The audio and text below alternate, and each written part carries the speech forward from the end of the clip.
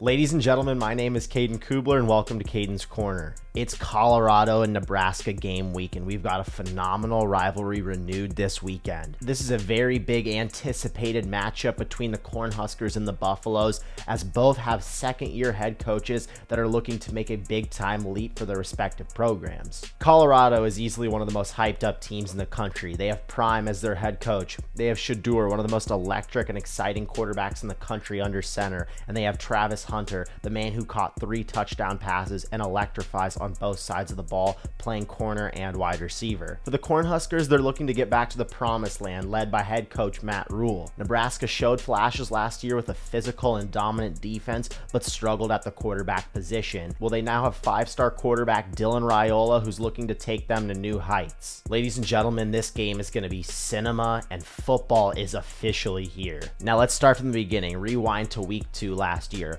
Colorado took over the entire college football world after a dramatic win against TCU, but they have the Cornhuskers coming into town to renew this historic rivalry. The entire college football world was watching this game as the Cornhuskers went into Boulder and got steamrolled. They turned the ball over multiple times and Shedeur went nuts. And now you fast forward to this Saturday where Nebraska's looking for revenge from last year. Now it's been a long offseason for both teams. Nebraska, after this loss to Colorado, was able to get their feet underneath them, win some Big Ten games, and at one point were 5-3 heading into the final 4 games of their season. The Cornhuskers only needed one more win to be bowl eligible. In a typical Nebraska fashion, they lost their final 4 games and finished the season 5-7. And this was very disappointing for Husker fans. Statistically, they had one of the best defenses in the country, but this quarterback room could not figure it out. They accounted for the most turnovers in college football, as Nebraska would go on to lose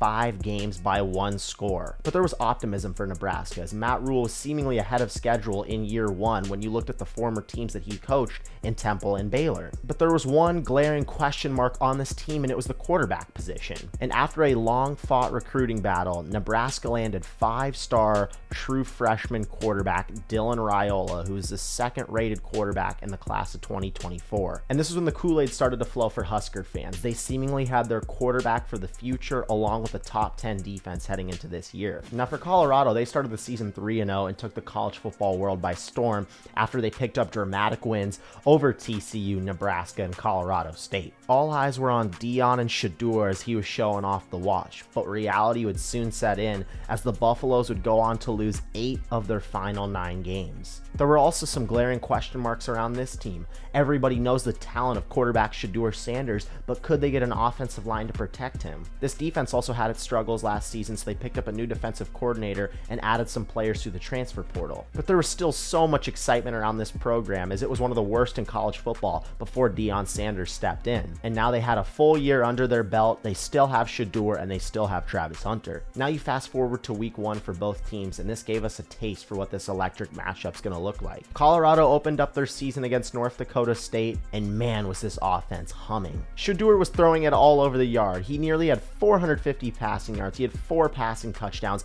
3 of those coming to the electrifying Travis Hunter. And Jimmy Horn got involved in a big way, racking up nearly 200 receiving yards, and this Colorado offense looked amazing. But at the end of the day, we all expect this from Colorado. They have the big-time playmakers and the talent to put up performances like this on a regular basis. And I will say the offensive line did look improved. True freshman Jordan Seaton looked really good for this team, but I'm still very skeptical on the defensive side of the ball for Colorado. North Dakota State looked really solid running the football against this team. They were stringing together some really solid drives, and they were able to move the ball up and down the field. And we saw that they dominated the time of possession too, which worries me for this Colorado team. And for Nebraska, wow, what a week 1. All the hype and anticipation this offseason for 5-star true freshman quarterback Dylan Raiola was well worth it. This 19-year-old looked absolutely phenomenal. For a true freshman in his first ever start, he looked cool as a cucumber. He had over 200 passing yards and 2 touchdowns in just over a half of play. And I have to tell you, some of the throws that he was making were absolutely ridiculous. Let me walk you through this. His first ever touchdown pass, he's in the shotgun, he takes the snap, defensive lineman bearing down on him.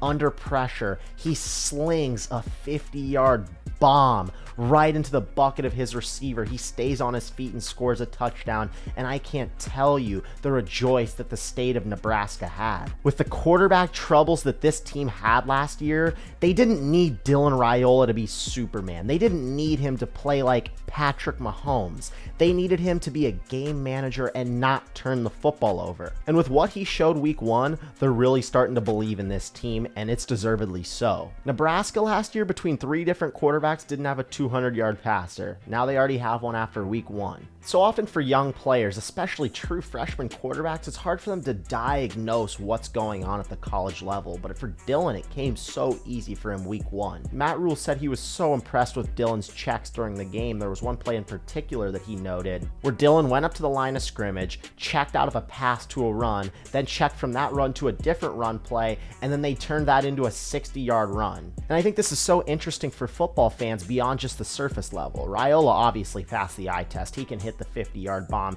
He can hit the crazy sidearm throw. But I think it's truly incredible how a true freshman quarterback can go up to the line of scrimmage, check from one play to another, that'll then get bounced for a 60-yard run. But with all that being said, I am so fired up for this game. The atmosphere in Lincoln is going to be one of the best in the last 2 decades, in my opinion. You have everybody in the land of the Big Red drinking the Roule-Aid, and now you have prime time, Shedeur, Travis Hunter walking into Memorial Stadium, and we have a great game on our hands. But before I give you guys my official prediction, let's hop into some of the things that I'm looking at for each team heading into this week. For Colorado, the first thing that stands out to me is this quote-unquote improved offensive line. They're not playing North Dakota State this week, they're playing some of the big boys. Nebraska doesn't only have one of the best defenses in the country, they maybe have one of the best defensive lines in the entire nation. So I'm really curious to see how this Colorado offensive line can do against this stout Nebraska defense and keep Shedeur safe. Now on the other side, I'm really interested to see how Raiola is going to handle everything. Obviously, he just had the huge game.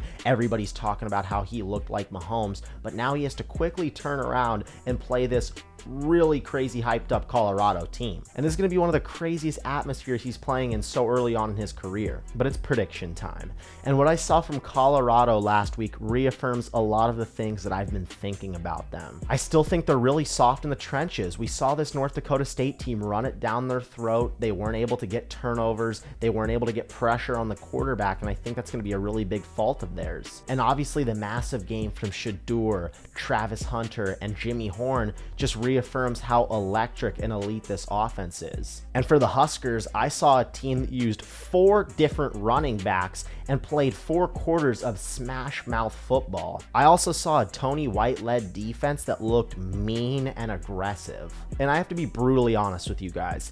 I still think this is the same old Colorado where they're showing off the watch pregame, and after they beat an FCS team by 5 points, they have a rapper in the locker room giving the guys a concert. All the flashiness is really cool, but at the end of the day, it's going to get you 4 wins and a lot of publicity. Nebraska's going to keep it simple. They're going to pound the rock and they're going to dominate this Colorado squad. They're not going to try and get flashy with Raiola and have him throw for 300 yards. This is going to be 4 quarters of dominance. Matt Rule showing that he trained his guys all offseason for games like this. They wanted to increase that physicality. They wanted to get better in the trenches. Well, this is going to show what Matt Rule has been building in the land of the Big Red. I believe that this is the first big time win for Matt Rule in the Nebraska era, and the Nebraska Cornhuskers are going to absolutely steamroll the Colorado Buffaloes, baby. Oh, and you thought I was holding back on the Mahomes-Raiola comparison? This kid is legit, and Nebraska's really dangerous right now. I've been saying the entire offseason and all summer long that Nebraska will make the college football playoffs. And as of right now, I feel absolutely great about this take. This defense is mean. This offense has killers on the perimeter and a gunslinger under center. Not to mention they can run the heck out of that football and bully you in the trenches. I'm all in on this Nebraska team, and the Big Red is officially back, baby. I'm Caden Kubler, and that's my take.